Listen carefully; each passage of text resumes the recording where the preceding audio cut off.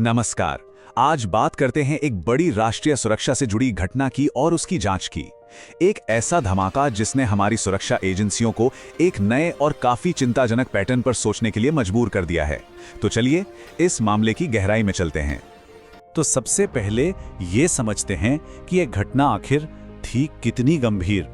देखिए, ये सिर्फ एक मामूली विस्फोट नहीं था, इसे अब एक बहुत बड़े आतंकवादी हमले के तौर पर देखा जा रहा है। सोचिए, एक धमाका होता है और उसे फौरन एक बड़े आतंकी हमले की कैटेगरी में डाल दिया जाता है। और तो और देश की सबसे बड़ी जांच एजेंसी यानी कि NIA फौरन इसकी जांच का जिम्मा संभाल लेती है। बस इसी बात से आप स्थिति की गंभीरता का अंदाजा लगा सकते हैं। तो सवाल यह है कि NIA ने अपनी जांच शुरू कैसे की।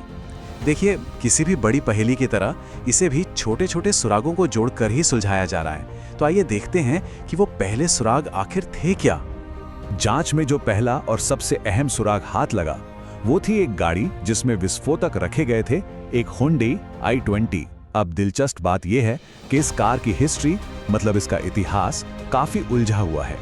इसे कई बार बेचा और खरीदा गया था, जिस वजह से इसके असली मालिक तक पहुंचना एक बहुत बड़ी चुनौती बन गया। और हाँ, इसी सिलसिले में एक कार डीलर को हिरासत में भी लिया गया है। अच्छा, अगला सुराग था वो विस्फोटक जो इस्तेमाल किया गया। शुरुआती जांच में ये शक जताया जा रहा है कि ये कोई आम विस्फोटक नहीं था। ये मिलिट्री ग्रेड एक्सप्लोजिव हो सकता है, जो अमोनियम नाइट्रेट जैसे आसानी से मिलने वाले केमिकल से कहीं ज़्यादा पावरफुल होता है। और ये इस बात की तरफ सीधा इशारा करता है कि ये एक बहुत ही सोची समझी और पेशेवर साजिश थी। और जाहिर है, आज के ज़माने में किसी भी जांच की सबसे बड़ी आंखें होती हैं CCTV फुटेज। धमाके से पहले और बाद के फुटेज ने जांच करने वालों को घटनाओं के पूरे क्रम को जोड़ने और संदिग्ध की हर एक हरकत पर नज़र रखने में बहुत अहम मदद की है। चलिए अब आते हैं कहानी के उस हिस्से पर जहां से ये पूरी जांच एक बहुत ही चौंकाने वाला मोड़ लेती है।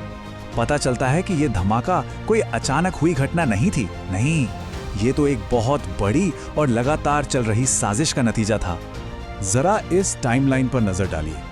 हमलावरों ने पहले दिवाली पर हमला करने की कोशिश की, फिर 26 जनवरी पर। दोनों ही बार वे नाकाम रहे, लेकिन उन्होंने हार नहीं मानी। ये उनकी जिद को दिखाता है, और ये भी कि वो किसी भी कीमत पर एक बड़ा हमला करना चाहते थे।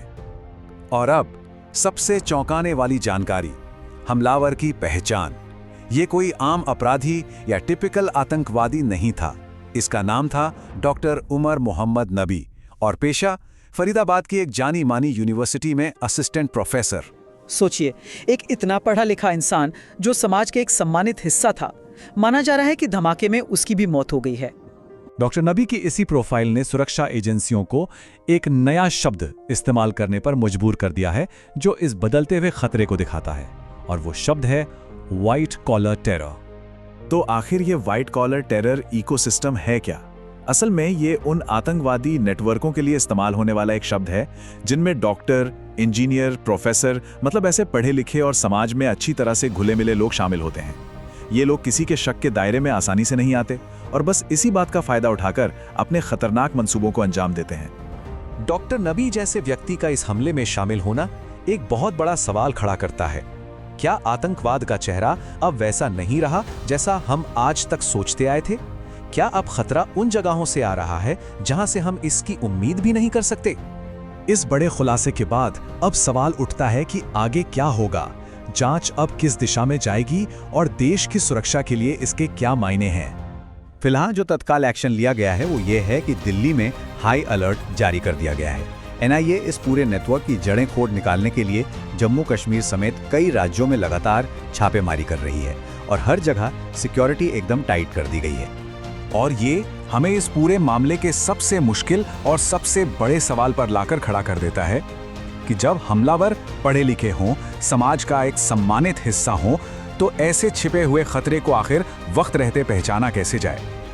एक ऐसा सवाल है जिसका जवाब हमारी सुरक्षा एजेंसियों और हम सबको, पूरे समाज को मिलकर खोजना होगा।